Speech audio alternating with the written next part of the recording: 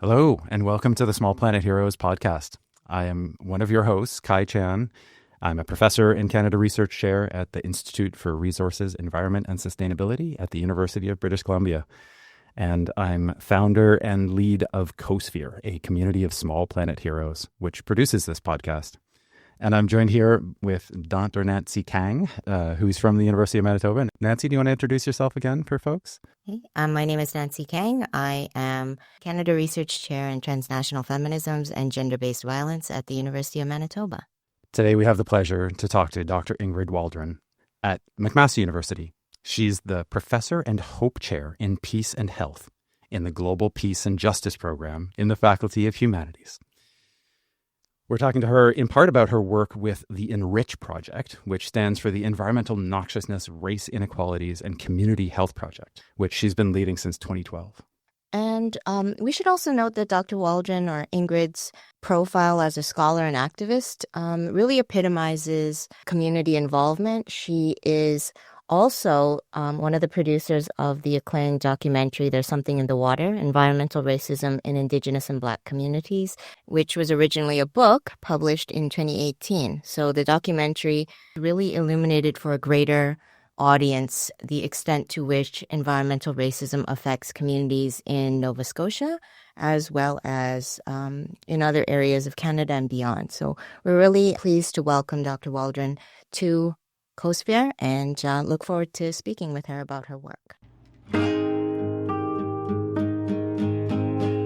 If there's a pit in your stomach from the way that we live, you'll want it to change, something's going to give. Well, we've got stories that'll give us a glimpse of better ways, reconnect everything. We're small planet heroes, small planet heroes.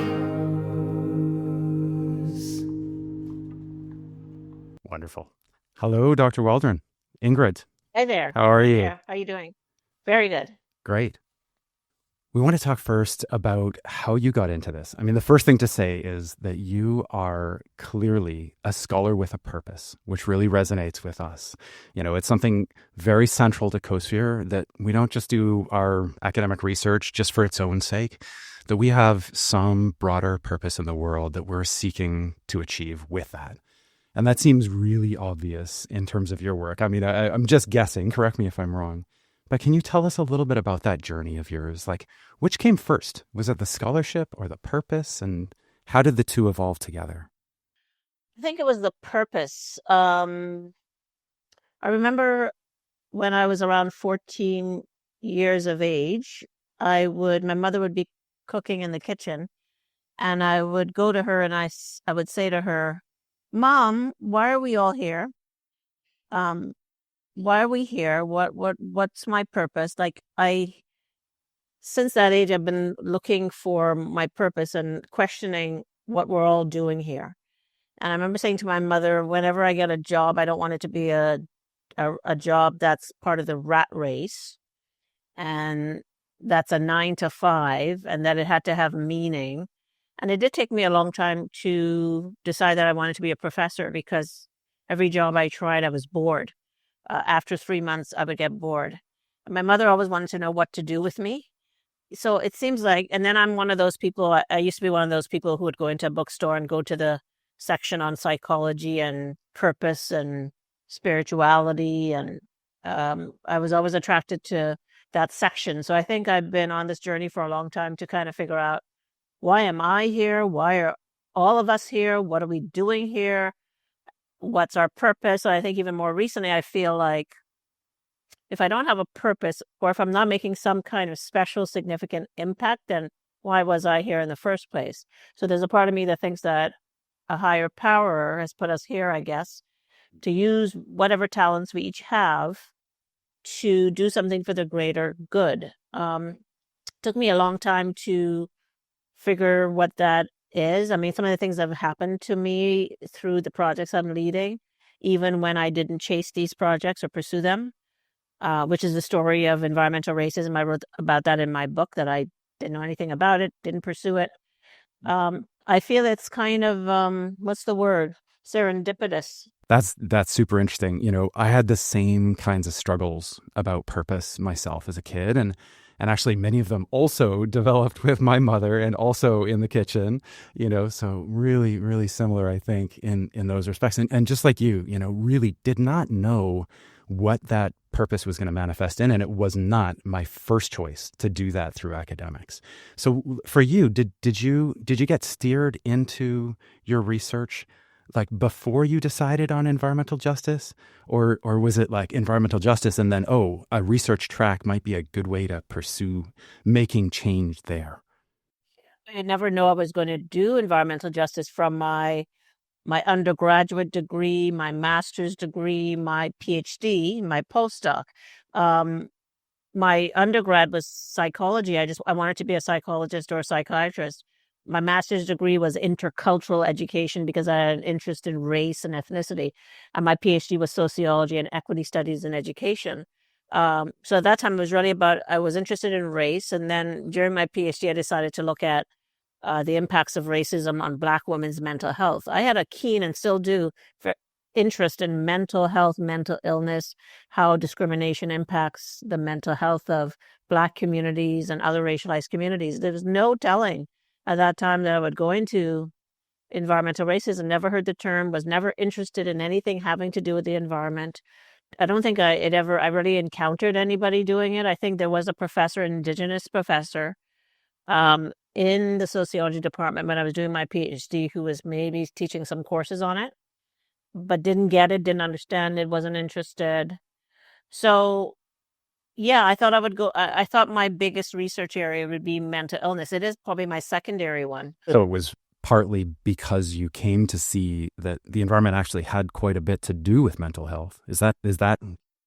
No, I now see that there are health and mental health impacts of environmental injustices. But no, that project came to me through an environmental activist when I was in Halifax in 2012, way after I finished my PhD. And he presented this topic called environmental racism. I looked at him and I said, well, what's that? And he was leaving to go to California to do a startup. And I guess he wanted to leave the topic in the hands of someone maybe who can sustain all the work that he and other environmental activists had done in Halifax. I don't know why.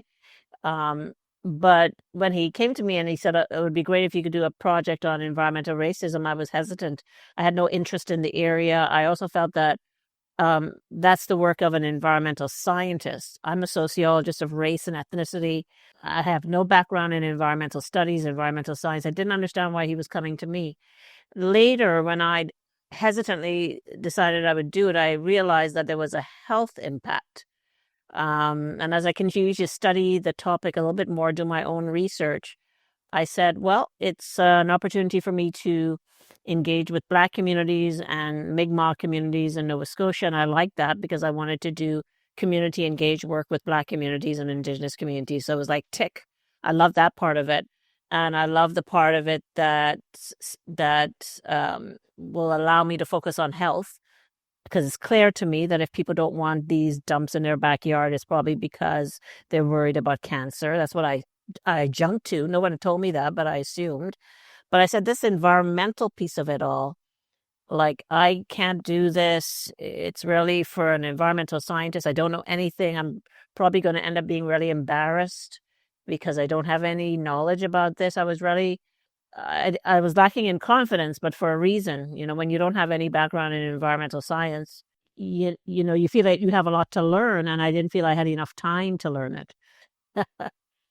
Well, that's when I talk about purpose. I'm like, I don't know why this project was brought to me. I don't know why this topic, something I'd never thought about, was brought to me. So, as I continued on, I said, is this supposed to be my purpose? And I think maybe it is, because of how everything has kind of settled into place, and how there are things I did not pursue and go after that just came to me through environmental racism without trying, so.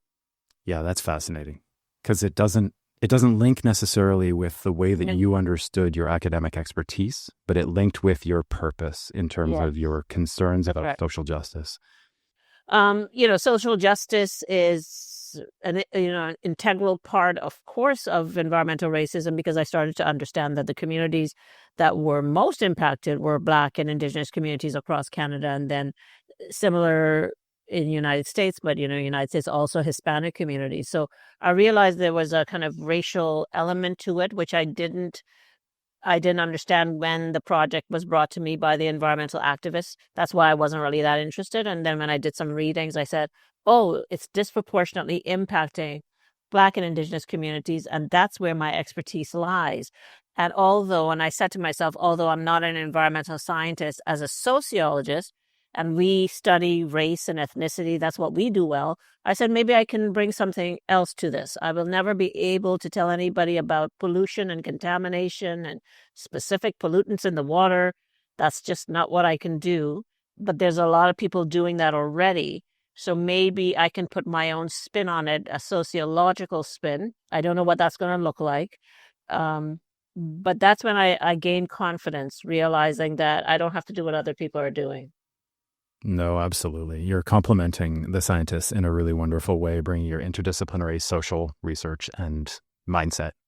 So, Ingrid, we were really interested in the ways in which you were able to sort of translate scholarship into action. And part of your book, as well as your forthcoming book, which is a meditation on Black trauma from the Enlightenment to Black Lives Matter, you talk about the ways in which it's never just about the theory. Like, for instance, from your public health expertise, you link environmental violence on the land with environmental violence on the body. So we were wondering, could you perhaps share with us your perspectives on violence as you approach them? Yeah, I mean, it's probably a bit of a sociological concept, but also ecological, environmental as well. I started using the term violence in a more holistic way as I continued on in my project. Obviously, I'm not talking about interpersonal violence, but I'm talking about the violence of harmful policies that impact marginalized and especially racialized communities on the ground. So when I talk about environmental racism, I'm talking about a particular type of ecological violence that results from harmful environmental policies and decision making. That's one form of violence, and that impacts, for example, Indigenous communities in many ways. So when we think of violence on the body, it impacts them in terms of their health. Indigenous communities that are experiencing environmental racism have severe health outcomes, such as high rates of cancer, reproductive cancers, for example, and reproductive health issues. And then I also know that Indigenous communities and Black communities also have holistic understandings of well-being. An Indigenous worldview sees the world in a particular way. There's a connection between the mind, the spirit, the body, the land, animals, insects, everything is seen in a holistic way. And if any aspect of that, any aspect of a harmonious relationship between those things I just mentioned is out of balance, then everything is out of balance. So, it's see Indigenous communities say, for example, when you desecrate our land, you desecrate us as a community, as a culture, in terms of our body, in terms of our health. Everything now is a bit out of whack and there's no equilibrium anymore because you've desecrated the land. So they see the world in that way. And it's also, people don't often talk about it, but it's also an African-centered viewpoint. It's very similar to Indigenous people. African-centered viewpoints is also about holism and seeing the world in a holistic way. So now when I talk about violence, somebody used the term environmental violence, and I think they were talking about environmental racism, but they were also talking about all the other things that happen, for example, in Indigenous communities. I mean, Indigenous communities in Canada face so many social ills. They're at the bottom of the ladder in terms of health, in terms of poverty and income insecurity and labor and housing and environmental issues, in terms of education. I see those as forms of environmental violence. Structural inequities is what they are. But those structural equities happen through policies that, once again, are harmful. And I see that as violence, structural violence.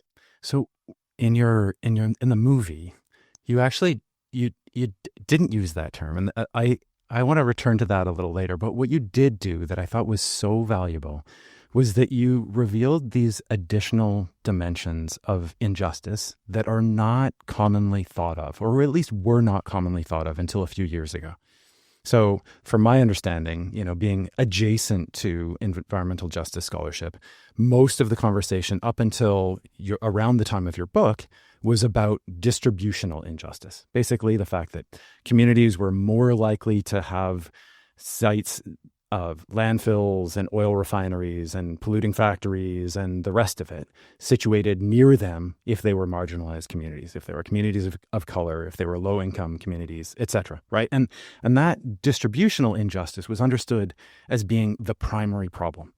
But what your book and also the movie do so well is revealing the systemic nature of how we get there, right?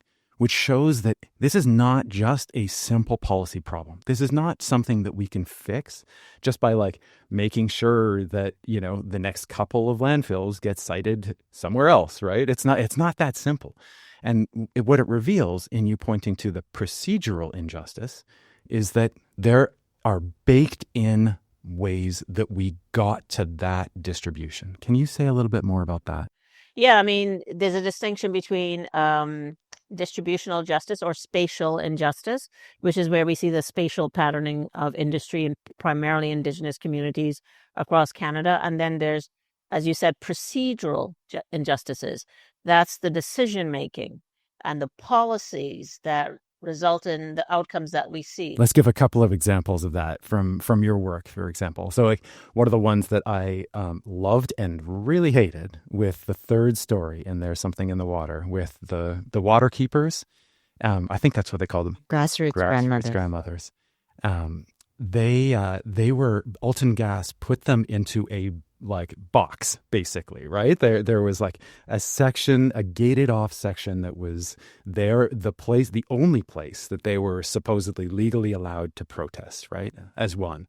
But then there's also the examples from the case with Boat Harbor, where the Pictou Landing First Nation was misled about the nature of the pulp and paper treatment facility, right? That they were taken to a place that actually had a facility that was nothing like that and were led to believe that it was going to be like that, right? Can you give us another couple of examples of those tangible procedural injustices where people were actually misled, in ways that we would recognize as being illegal in today's context, but that were really actually built in part of how Canada became a nation?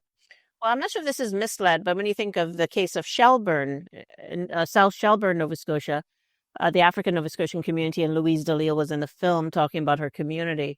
This is a community that was, I would say in general, African Nova Scotians, when they're descendants of Black loyalists from the United States, from the War of 1812, and they were promised land in particular areas, and the promises never kind of panned out.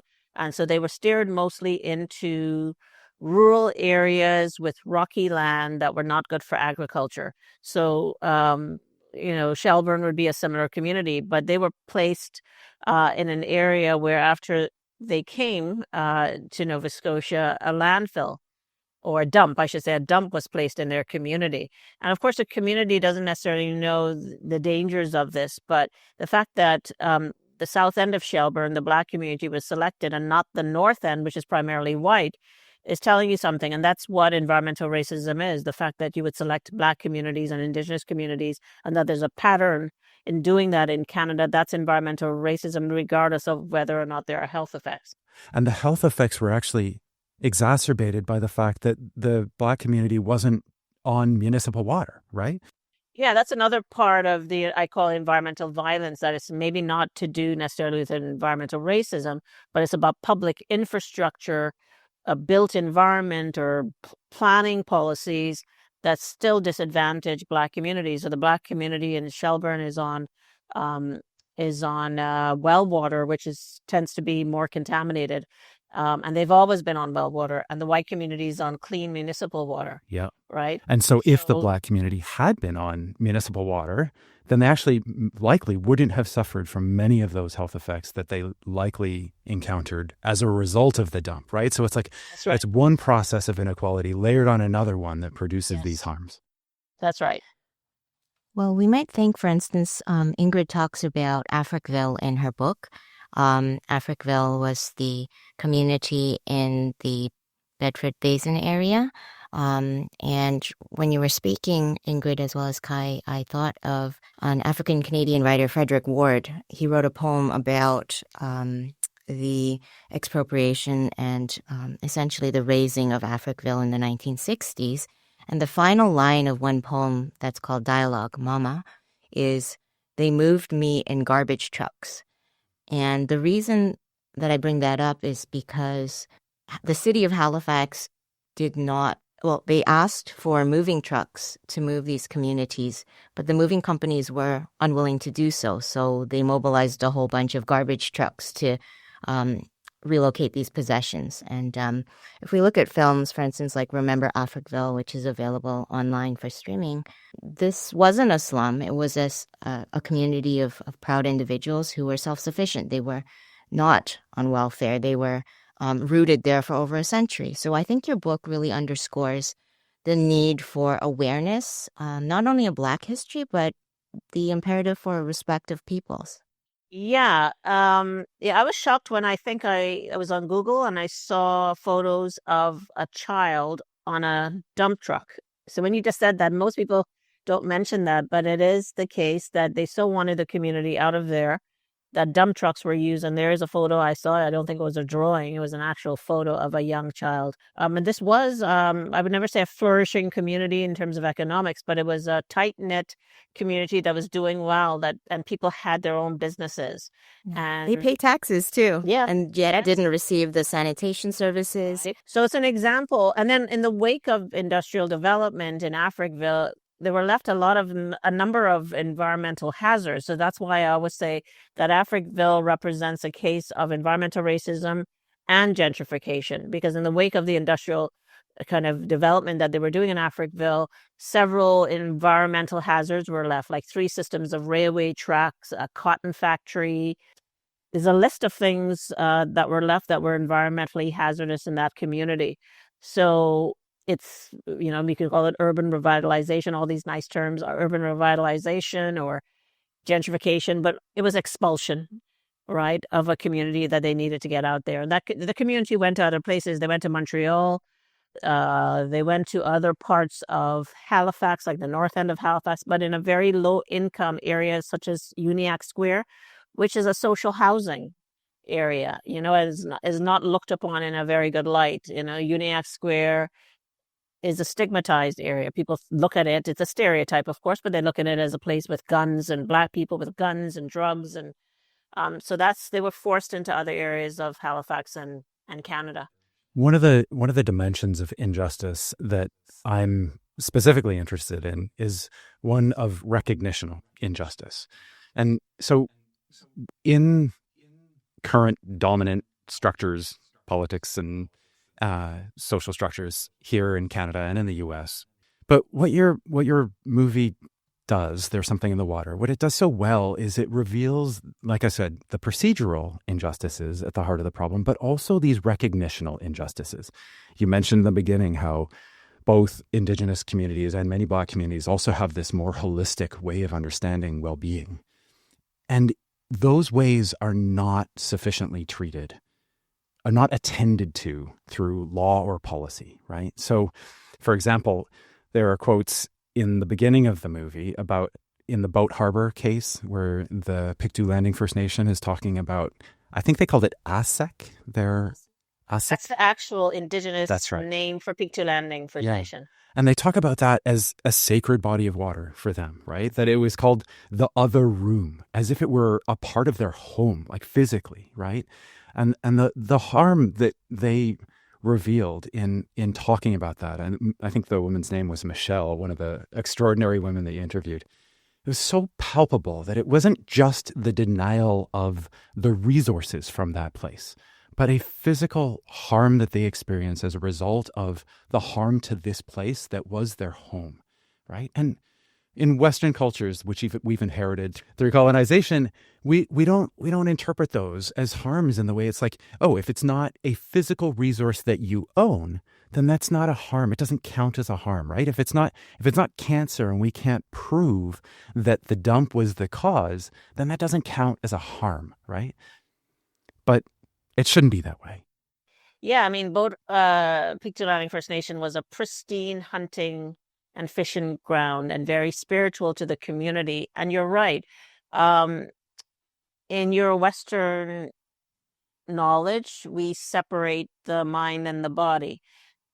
It's very fashionable now to do yoga and mindfulness healing and meditation. Those are non-Western approaches that recognize holism.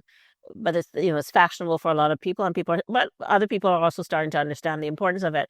But in traditional original Euro-Western thought, everything is divided. That's why we have psychology departments that are separate from medical departments, even though your mind is connected to your body.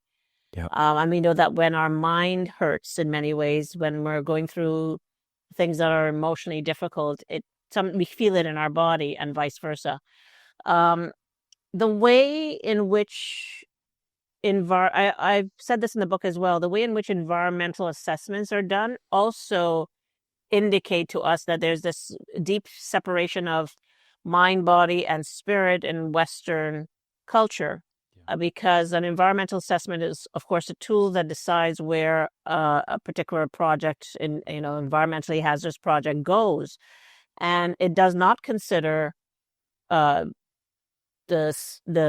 positioning of Indigenous people in terms of all the various social ills that they experience. It does not acknowledge health issues. It just decides to put a dump in a particular place or a pipeline without considering other issues, how it impacts the well-being. Well, in the context of the Alton Gas Project, which was in can you pronounce that river for me? I stumble over it. Shivanagati. Thank you. Took me a while. I won't try to say it. In the context of that project, right, where the First Nation was up in arms about this proposal to pump a large quantity of salt water into a river in a way that would very likely harm that ecosystem, the impacts on the First Nations' right to fish their culturally significant fish species, right? Those were not included, right? It was, and I mean, the ecological impacts were supposedly considered, although there's a lot of critique about whether they were sufficient or not. But yeah, the impacts on a people through the fish, those were not attended to through that provincial environmental impact assessment. And it's like, well, those are the ones that are most closely linked to their identities, right? Like those are the ones most likely to impact their well-being. And yet somehow our colonial systems have excluded those as legitimate harms to be considered through the environmental impact assessment process. Yes.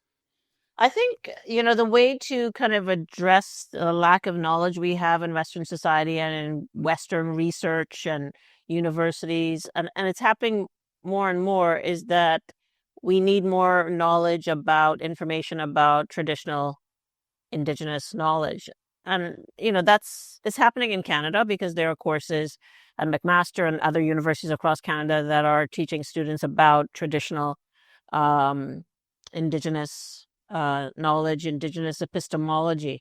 So that to me is really the way to address it. It's rooted in our school systems and how we learn and what we think is important and whose ways of knowing we think holds most significance. So that to me is a structural issue in terms of how we're educated. And I think as universities start to kind of deliver more courses on Indigenous issues in general, but also Indigenous knowledge, and also specifically Indigenous knowledge in health and also in environment, then we can start to address these issues. But we're working with two completely different ways of knowing. Western ways of knowing, very different, very interested in concrete things that you can see. And if you can't see it, then you can't prove it. And then you've got Indigenous knowledge, which is, once again, much more holistic. And they would also say that they have their own science. They have their own Indigenous science, but it would be science that Western researchers would underestimate, of Yeah. course, and dismiss. Yeah, it'll be key to teach that in a way that it doesn't feel token, right? Because at the moment, I worry that like just teaching about Indigenous ways of knowing is not sufficient to demonstrate that link to well-being, right? And so I think that these ideas of justice are really crucial, right? Because a fundamental principle of recognitional injustice is that we ought to be able to recognize the world as the other person sees it in the way that we make our decisions. And so if the other party, if the affected parties in this case see it as a really fundamental, like larger than person, and a nation scale harm to ruin this ecosystem that they have depended upon for time immemorial, then we need to represent that as being like equally valuable, right? So that Indigenous knowledge doesn't just get seen as something quaint, that's like interesting and of historical importance, but not necessarily of present day importance, which it obviously is. Yeah, you're right about that. And probably the first step is not about Indigenous knowledge, it's just about indigeneity and how we incorporate that maybe from grade school onwards. I've had so many students say to me, because I teach about Indigenous, obviously, issues in my courses because I'm teaching about environmental racism and health. And students have said to me that it's the first time they're learning about it and they wish they had been taught this in grade school. So a much more organic introduction to indigeneity and the history of Indigenous people and colonization, having it kind of woven through grade school and beyond in organic, natural ways. So it doesn't otherize, of course, as you're saying, Indigenous people. It's just part of the curriculum. Is probably the first step. Yeah, that's absolutely correct, especially in terms of reconciliation and the corollaries. Maybe if we could segue, Ingrid, into your interests vis-a-vis feminism, and not only in your public health expertise, you mentioned reproductive justice issues. One of your tenets in your book regarding transformative resurgence is to, quote, honor women and youth-led solutions-oriented grassroots resistance, unquote. And the book, as well as the film, underscore the centrality of women in these activist efforts. Could you speak a little bit about, number one, the ways in which, for instance, in the film, you and Ian Daniel and Elliot Page chose particular stories. And I think reading some of your articles and some of your talks, listening to the talks, you stress the importance of community voices and how the centrality of including people in their own discussions is really imperative. So could you speak a little bit about your sort of feminist activist concerns and then how that relates to community voices? Feminism, and particularly Black feminism, was something I became interested in when I was doing my master's degree in London, England, at the University of London. I was going there to look at the underachievement of Black students in the educational system. That's what I thought I would do my PhD in. That's what I really thought my career was going to be in, because I was concerned about the high dropout rates of Black children in Toronto schools. And then there was this whole literature in England, British literature about Black British people who are also underachieving in the British school system. But I was introduced to a lot of Black feminist scholars at that time. I didn't know much about Black feminism at that time. I knew about feminism, but I didn't necessarily always feel engaged, although I definitely know I have feminist leanings because of the decade that I grew up in, and having a mother who pushed certain things in terms of independence and education. And, so I had a feminist sister. She was strongly feminist. But I became more of a Black feminist because feminism didn't speak to me, white feminism. And the work I was reading was about that. Why is, feminism or white feminism not enough, and how Black women have very specific experiences in their lives, and Black feminism speaks to those. So I was really interested in that work. And when I went to OISE to do my PhD, I was going to still look at education and the dropout rate, but I started reading literature on mental health and Black women. And it spoke to me. And I went to my supervisor and I said, can I change my thesis topic from underachievement in the educational system experienced by Black people to Black women's mental health issues as a result of racism and discrimination and sexism? And I don't know if he was jumping up for joy, but he said it's fine. So I think I became a very strong at that time Black feminist. Feminism is not enough for me. It's Black women experience the world and the family and reproductive issues in very specific ways. And I loved reading the literature on that, mostly British and then later US. The film, despite my feminist leanings, the decision to feature I was going to ask all about women. this. It was so notable to me. And it's not, I mean, it's not unique that there are so many strong women at the forefront of these battles, but it was definitely notable that in every single story, it was women leading the charge. You have Elliot Page to thank for that, not me, because we had filmed a man by the name of Irvin Carvery, major activist, fantastic speaker, fantastic storyteller. I would invite him to speak at events in Halifax all the time because he's such a commanding speaker. I wanted him in the film. And I thought Africville had to be in the film. Africville is one of the most popular, well-known cases of environmental racism. And they had filmed him. And they interviewed him on film. And then Elliot Page sent me an email saying, Ian and I think that this should just focus on women. And I said, what about Irvin Carvery? He said, well, no, we're thinking we're not going to use him. And I said, okay, well, you can tell him because he's a friend of mine. And he's also somebody who, he enjoys being on camera. And this was going to be disappointing. But Elliot said, yeah, we're seeing this as a all-women film. And it might have something to do with the fact that I did a journal article on environmental racism about women. Women on the Front Lines is called. It seems to be one of my most popular environmental justice journal articles because a lot of students say they've read it. So I did do that, and I may have sent them that, as a backgrounder to help with the film. I was disappointed when they said that. And then later when I saw the film, I said, yeah, it makes sense. That this is all women, and I can see young girls looking at the film and feeling inspired.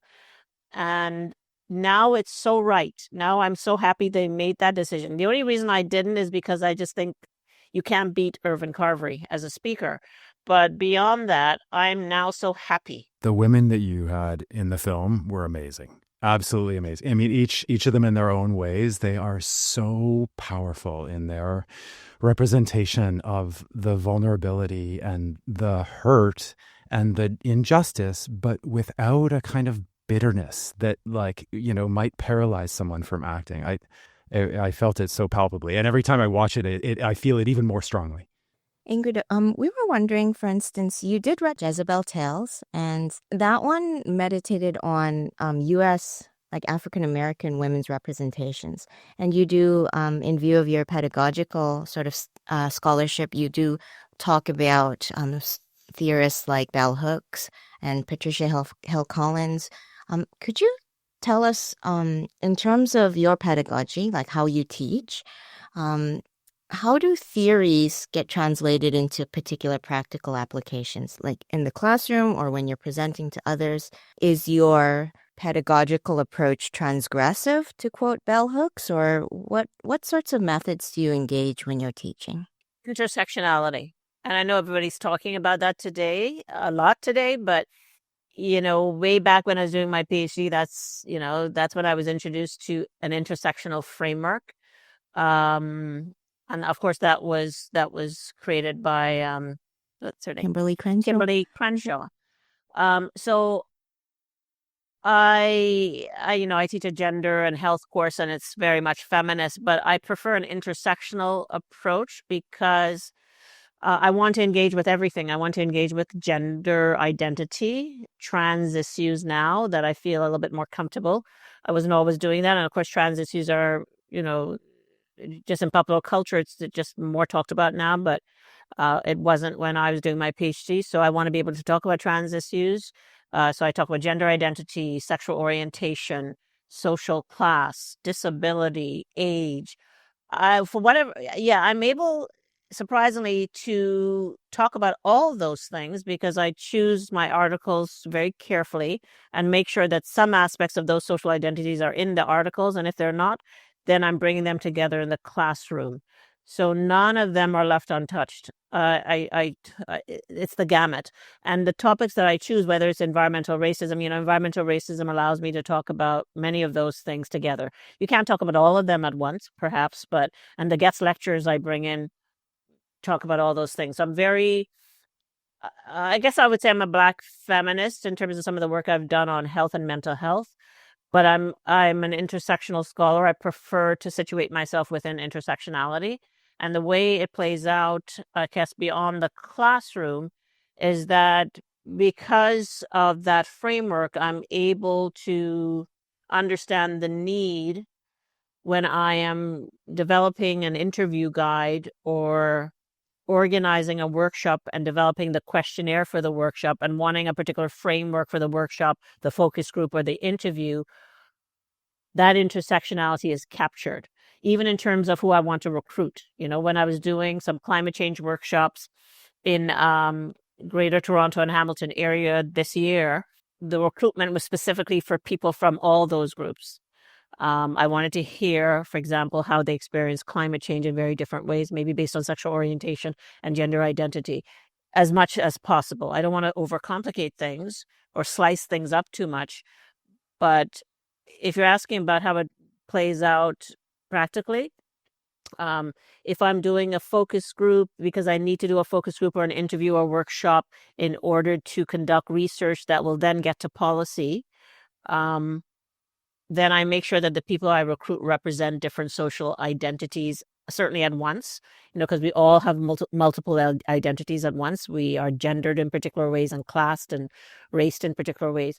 And then that allows me then, when I write the final report, to talk about how those intersections shape people's experiences, which a lot of policy people and other people who are not academics are not even thinking of. Right. I rarely think that, even though it's very basic to me to do that, to do work on intersectionality, the policymakers that I speak with and meet with have not thought of those things. The documentary that I just have a new documentary now on climate change and Black communities in the Greater Toronto area. I'm looking at social class. I'm looking at geography. I'm looking, as much as possible, I engage with those social identities so I can open the eyes of policymakers. That's where it's important. I get it, but not everybody is an academic and not everybody has studied these issues and understand intersectionality. So where it gets practical then is then I can incorporate that into my policy brief, my 5-page policy brief that I'm going to send to the policymaker, and they can see the totality of experiences that Black people have based on social identities, that it's not one experience. That experience is not a homogenous experience, but it's shaped by all of these different experiences due to their social identity. Yeah, so it comes out in the work that I do with communities, the community engagement, who I decide to recruit, how I recruit, where I recruit, the outcomes and documents that I write or develop from the data gathering, who I share it with, what's in the information and documents that I share with policymakers and community organizers and community leaders and community organizations. It's extremely important to me. I guess, Ingrid, in terms of talking about heavy issues like violence and abjection, or people being left out or abused or essentially made other, we're wondering, with your background in psychology as well, how do negative affects like shame come through in your work as you perceive them, and how do you sort of transmute those negative affects, those bad feelings, into something that's perhaps more healing, or at least incites some sort of reflection or metamorphosis, at least in terms of public attitudes? Good question. The shame has come out through community members, if that's what you're getting at. The shame has come out through community members who feel stigmatized, that there's a taboo. They feel shame by the fact that, for example, they're living near a dump. Or in the words of Louise, the fact that because they had to walk past the dump on the way to school every morning, that they would smell like the dump when they got to school and then be spurned for it. That's right. And that came out just even in addition to the documentary, it came out when I decided I would do a project in Shelburne on the mental health impacts of environmental racism.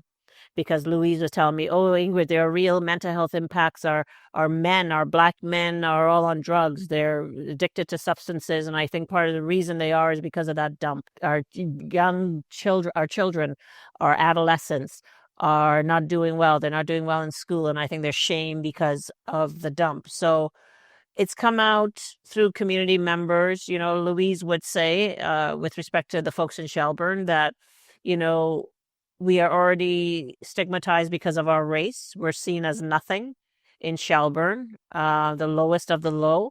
And then we are also seen as people who live near the dump, and therefore we are seen as the dump. I thought, wow, so I think for members of her community who are perhaps not doing so well in terms of academics and in terms of health and mental health and high rates of substance dependence, she said to me that part of that is the shame and the stigma of living near the dump and also being Black, specifically in Shelburne. And I, when I speak to her, I see how hard it is to be Black in Shelburne because the white community there is unrelenting in their racism and not wanting to understand. I haven't seen anything like that in other parts of Canada. And, I say to Louise often, I say, it feels like the southern part of the United States when I go to Shelburne. It's a national shame as well to realize you broach this in your film, this sort of paradisal discourse of Canada as this heaven. Even Martin Luther King, when he gave the Massey lectures in 1967, he talked about how Canada was like a heaven, given, the historical realities of the Underground Railroad. So yeah, absolutely. The shame that we, as folks who have experienced that kind of marginalization, that we have taken into ourselves, has turned into a movement that I think is also turning shame on others in a way. And this is my own sense of it, but I think a lot of the way that we talk about these problems, whether we intend it or not, is then internalized by white people in particular as something that they should feel ashamed of.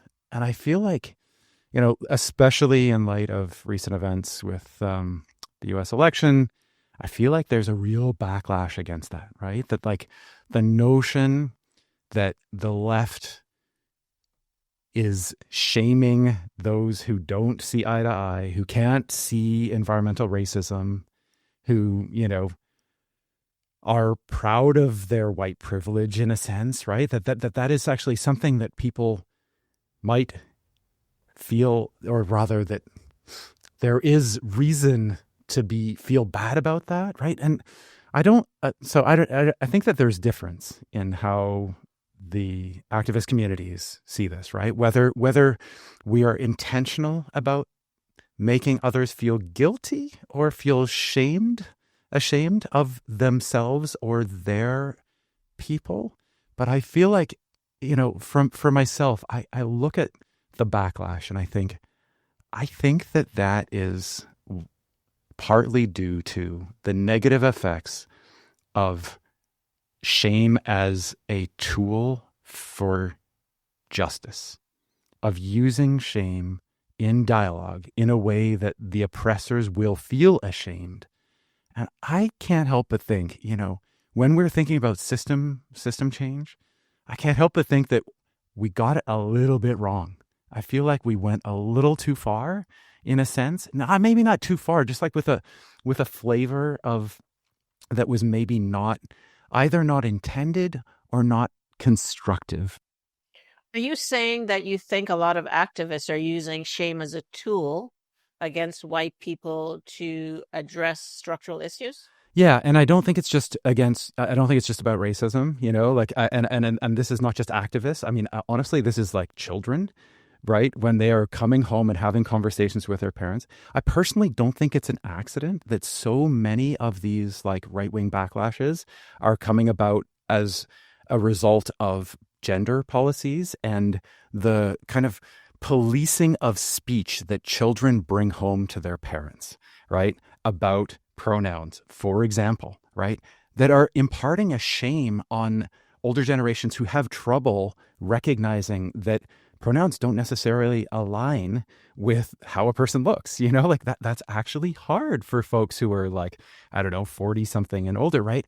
And that, so children are unknowingly wielding shame as a tool for what they see as justice in a way that I think is part of what has inspired so much of the backlash across North America against these like woke liberal policies, and especially in their entrenchment in education that has their children shaming their parents for these woke causes, right? Like, I don't, now feel free to differ. This is like my Do you think speculation. shame is the way to go, though? I'm trying to get a sense from you if you think shame is the right tool to use.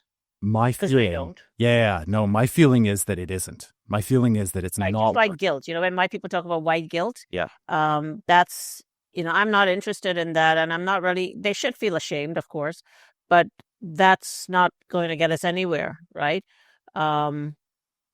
It's the structural changes and the policy changes that are important to me, and I'm not sure necessarily if policymakers have to feel shame in order to change policy. I agree. Well, Kai, you speak from a different location because you're multiracial, as somebody with European as well as Asian extraction. So, yeah, I mean, I think it's very much complicated by our identity and then the galvanization about particular identity politics. And this is inflected by our national identities. Yeah, I mean, just on my side, I felt shame as a child being biracial, being half Chinese, right? So I suppressed the Chinese part of my identity, but then later in life, I'm ashamed of the white side. I'm like, Okay, I'm ashamed to have been a part of the oppressors. who And made you ashamed of the Chinese side? I'm kids in the schoolyard, basically, racist slurs for mostly my last name, and then also school lunches and stuff like that. But yeah, so Nancy's right. Like, I've been there in terms of internalizing shame and it having a real effect on my identity. But yeah, like I also being able to see that it really does go both ways. Like the shame that I feel as a person who is partly white is just as is greater, actually, in a sense, than the shame that I felt. Okay, and you feel that shame of oppression that white people have done to others because you're part white. So you feel that shame. Yeah, for having, in a sense, been a part of that Yes. system of oppression. If we could remember, though, like, for instance, to quote towering African-American intellectual W.E.B. Du Bois when he writes in The Souls of Black Folks that we are all, quote-unquote, co-workers in the kingdom of culture. We know that, white activists have been involved in movements like abolition. White activists have been involved in Black Lives Matter. So it's really not so easy to reduce us to these racial categories. I think that, apart from kinship and blood ties, there's so many different elective affinities and coalitional politics that need to come to the fore. So we were wondering, perhaps to close, Ingrid, could you share with us what's in the future in terms of your vision and your ambition? You have multiple projects coming up. Could you, share a little bit of what your aspirations are in terms of the next steps? Sure. I mean, I could talk about all the projects I'm doing, but I think what's more important is that I'm very excited that we now have an environmental justice law. What accompanies that is a national environmental justice strategy.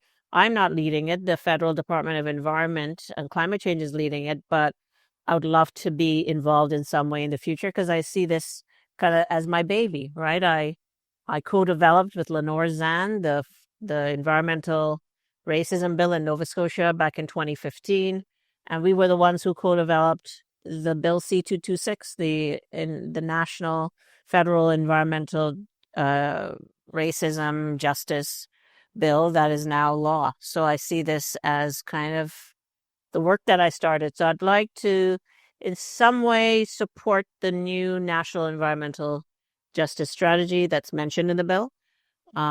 It's going to be, they're going to be consulting with Indigenous and Black and other racialized communities across Canada. And in many ways, that means that those communities get to be involved in the co-creation of policy, which they've never been involved in. They've never had a seat at the table. So I don't know what lies ahead. The federal environmental department and climate change department may not want me involved at all, so that's fine. I'm sure they can handle it, but I'm really interested in seeing what comes of it. Can you tell us a bit more about that, Ingrid, before you go on? So this was a pretty major effort at system change on your part, right? To actually introduce a law and a law that is fundamentally different from any other law we have on the books, right? Either provincially in Nova Scotia or federally now. And can you tell us a little bit about the difficulty getting traction with that, and then how you ultimately succeeded with it? And also then, like, how much of what kind of change that enables? It's been a long road, right? I met with Lenore Zan, a politician in Nova Scotia. She was at that time an NDP MLA in January of 2015. Didn't know I was meeting with her to develop any kind of bill. I just thought she's an MLA. Maybe she can help me and support me in addressing environmental racism. And she was the one during our coffee, we were at Starbucks and having coffee. She said, well, we can develop a private members bill, but I just want to caution you, Ingrid, that those bills never turn into law, which is interesting. It has. It never turns into law, but what it can do is it can give the topic of environmental racism attention. We can get into all the newspapers, and I can do a press conference after I introduce it, and you can be there and you can talk to the press. And I said, okay, that's great. And all those things did happen. She introduced it. She organized a press conference. I talked about it to a lot of press. The next day it was in all the papers. I don't think Nova Scotia had talked about environmental racism to that extent. It was introduced, and then it went to second reading, and it didn't pass. And she tried every year since 2015 up until 2018 to introduce it again and again, and nothing ever happened. And then just before COVID hit in 2020, she said, Ingrid, remember that bill that we developed? I said, yeah. She said, why don't we turn it into a federal bill? And she was now MP Liberal Party. She had moved over to Liberal Party MP. And I said, yeah. I said, there's so many Indigenous communities across Canada with pipelines in their backyard. Why should we confine it just to Nova Scotia? Let's deal with it. Let's do a federal bill. And we made the bill a bit more robust. I would say a stronger bill. She introduced it on February 26th of 2020. And then there was another introduction of some kind. She spoke to it in December of 2020. And then, as you know, the snap election was called. This was so frustrating. Snap election was called in 2021, September. And when that happens, all private members' bill die. They die, what is called die on the order paper is what it's called. So the bill was no longer after all of that. So I said to Lenore, and then Lenore lost her seat. She lost her seat in Nova Scotia to a Conservative. So I said, Lenore, what now? You know how long we've been trying to do this? I was so frustrated. And she said, well, I'm hearing some rumblings that Elizabeth May might want to sponsor the bill.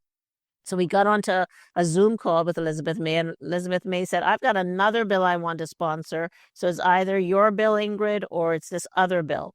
I will go ahead with your bill, Ingrid, if I know that you're going to support me. And I said, yes. I said, I'm part of this Canadian coalition of environmental justice and climate change organization. We have a whole bunch of civil society organizations as our members, David Suzuki, Environmental Defense. I said, we're going to support you. We've done this before. We've done online campaigns on social media. Trust me, we'll support you. She said, okay, I'm not going to worry about the other bill. I'll do this bill. And she introduced it again in 2022. And this time it used to be Bill C-230 under Lenore, and now it was Bill C-226. And it had to go through the same process it went through all the way through Parliament, same process as Lenore. And then, unlike with Lenore, of course, it was at Senate, which that to me was an achievement, just the fact that it reached Senate. And I thought maybe we have a chance. Don't forget, this all started in 2015 for me, right? as a Nova Scotia bill. And then it went to third reading at Senate this year in June. And I thought, wow. And then, there were some critiques about the bill by certain politicians, of course, the Conservatives and the Quebecois folks. But we had some witnesses. I was a witness. Witnesses have 5 minutes to speak. And there were witnesses who really said some really great things about it, but I was still worried. And then we hear it passes. And then a week later, June 20th, it was given royal assent, which means the bill becomes law. And I was in shock because it's been so long. And there were times I just gave up and I said, it's probably not going to happen in my lifetime, but there'll be some young person who will support it and get it passed into law. So I never thought it would be while I was alive. So it's been a long journey when you think about the fact that it started in Nova Scotia. And Nova Scotia was the first environmental racism bill in Nova Scotia, but also in Canada. No one was talking about it to that extent, and no one was thinking about a bill.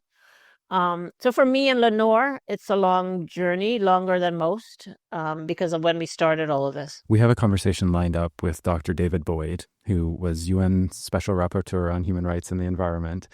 And we're going to talk to him about environmental law and its power and also its weaknesses when it is weak. And so just quickly, the law in question that you're talking about, the Act CD 226, it's not a binding enforceable law, right? Like it doesn't enable communities to sue the government or companies based on what has happened or what has not happened, right? But it has a different kind of role in terms of bringing about change. And can you just say just a tiny bit as we wrap up about the nature of the change that this act enables? Yeah, it doesn't do that, as you said, but it is supposed to look at addressing current or past cases of environmental racism and future. And although no one likes the word reparations, there's reparations. I would say reparations is a part of it, because if you look at the bill, it talks about financial compensation to communities who have been impacted. So, the law accompanies the national strategy, which is, as I said, to consult with communities to share their concerns and to share their solutions. So the solutions that they share will be incorporated into that national environmental justice strategy, which is essentially a policy. So I see the bill as important for redressing past cases of environmental racism. It's also, a study has probably been completed by now. When I was talking to the person who's leading this, it hadn't been completed, but the study is looking at the health effects. It's looking at socioeconomic status, race, and health. I love that intersectional focus in terms of providing evidence that this is real in terms of the health effects, because so many people I've met with over the years, particularly government, don't want to believe that there are health effects. And also just consulting with communities to get their ideas and suggestions for how environmental racism should be addressed. So for me, that's important, because one of the definitions of environmental racism is that the communities. So one of the 5 definitions of environmental racism is the communities that are impacted never have a seat at the table. They never get to be at decision-making tables. They're excluded over generations from being part of decision-making. And for me, even though we can look at this as just consultations with communities, the fact that they can actually provide suggestions on solutions, at least in some way, they're being part of policy making to me, because the National Environmental Justice Strategy is a policy, and they will be able to say, well, this is how I feel. And the government has never done that. This is how I feel it should be addressed from the perspective of my community. And to this extent, the government has never done this. I mean, I've done it to some extent in terms of consulting with communities. I just don't have the grants and the funding to do all of Canada. The government has never done this. And this is really important, just being heard. Like everything we talked about today really it comes down to being heard, and the communities have never felt heard. And, what's the environment minister's name? He went down to Shelburne this year and he made some promises. I hope, he commits to those. But I see a real interest. I see it in terms of addressing some of these issues. He did a roundtable with Shelburne folks, listened to their concerns, and listened to some of the other concerns they had about urban planning issues, and the fact that they don't have sidewalks, and the fact that they're on well water, and all these other issues that, even though he can't address, he can point them in the right direction. So I'm hoping that this government is serious. But then, we may have new That's right. leadership. That's right. So that worries me. Yeah, because it will be up to the government. Once it's once it's a strategy, it's policy, it's up to the government to decide how to implement that law. So we're going to have to wrap up, but this is just a great way to end it in terms of a very tangible change that you have helped to bring about, that changes the system in a way that brings these crucial considerations to the light, that through decades of work amplifying the voices of community leaders and activists, we're so grateful for what you've been doing and what you are doing now and what you will do in the future. And it's important for me to thank the communities because I haven't done it alone. I've done it with politicians, environmental scientists, and Indigenous and Black communities. So we never want to forget that. I sometimes get a lot of attention because I'm a professor. I have a certain amount of privilege. I realize that. Even if I'm Black, I have lots of privilege. But we have to remember that communities have also been leading the way on this before I came along. Don't forget, I didn't know what this was all about. Environmental racism, what's that? But there were communities leading the way on it long before I got a sense of what it was. So, yeah. And Ingrid, you mentioned earlier spirituality, and just as Kai and you were talking, I thought of the patron saint of social justice and race relations is San Martin de Porres, a Peruvian saint, and he was Black, Indigenous, and white. So wow. Maybe we can end on that note. You're very well read. Oh, thank you so much. And thank you, Dr. Waldron, for your wonderful insights. It was a pleasure. And now for a short message from one of our conservation allies. False Creek matters a lot to me just because it allows me and others to really connect with nature, even though we're living in a giant city. We're fundamentally connected to the water bodies and the surroundings that we're in. Blue spaces, in particular, are good for our mental and physical health. Welcome aboard. I'm Zeta, and this is Water Bodies, a podcast from False Creek Friends. The reality is that False Creek is actually quite alive. How do we navigate the protection of these places that we love? What do you imagine False Creek might look like in the next 10 to 20 years? False Creek can become a beacon and a place to showcase the conservation efforts that are happening throughout the rest of British Columbia. What it means to be a steward of a land. Watch, listen, and subscribe to Water Bodies, wherever you get your podcasts. And visit falsecreekfriends.org to learn more. Thank you for listening to this episode of Small Planet Heroes. Small Planet Heroes is a production of Cosphere, a project of the University of British Columbia. UBC is situated on the unceded territory of the Musqueam First Nation. Our guest this week was Dr. Ingrid Waldron. Check out our show links in the description below to learn more about their work and ongoing projects. Small Planet Heroes was created by our executive producer, Dr. Kai Chan. This episode was edited by Emma Jurek-Simard. Production is by me, Maya O'Donnell, Sam Blackwell, Emma Jurek-Simard, and Claire Price. Your hosts this week were Dr. Kai Chan and Dr. Nancy Kang. Our show coordinators are Claire Price, Sam Blackwell, Maya O'Donnell, Nancy Kang, and Emma Jurek-Simard. Special thanks to Jai Ranganathan, Bilal Bartai, Elizabeth Yee, Katie Kathirson, Nancy Kang, Anahita Siraji, Sarah Klein, and Zeta Schneider. Our theme song was written and performed by Daniel Forrest. Our interviews are conducted and recorded at UBC Studios. If you would like to join our community of Small Planet Heroes, check out cosphere.net. Thank you for listening.